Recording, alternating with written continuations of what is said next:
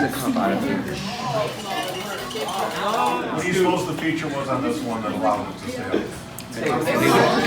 Well, we tried to make it so that it was entirely made out of pieces of cardboard, so that when you shook it, it's bendable. So the air just goes right through the building. Okay, so no solid walls so that the air was able to go right through it? It's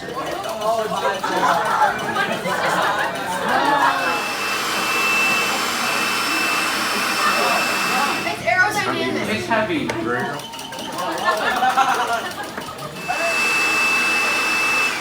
Right, so allowing the wind to go up over top of it? I think the reason why it flew off the penny is because it's obviously more just as flimsy as ours, but the thing is that instead of absorbing the shock, it just makes it bigger because it has no support and you just... What? Can you record it?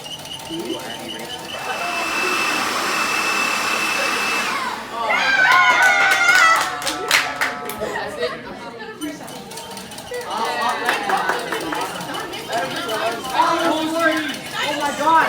Oh my god!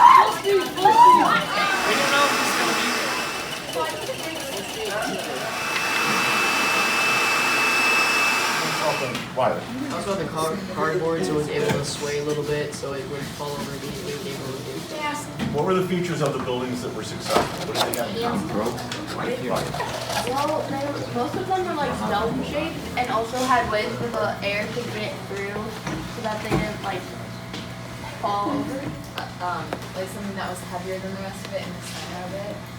Okay, so kind of like that building we saw in Taiwan that had the big ball hanging in the middle of it that allowed it to sway and absorb some of that. I want to say malleable, but like, Malleable? yeah. Okay. They tend to be stronger than the noodles. The noodles are so brittle they just snap. Since it was more flimsy, it allowed the building to move more and be more flexible.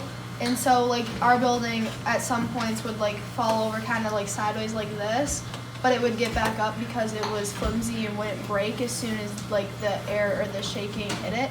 I think we should have had some sort of like rain test because like some of these designs, like with a hurricane, it's not just like high wind speeds, it's also like rain and water and stuff. So I think we should have like those kind of tests too.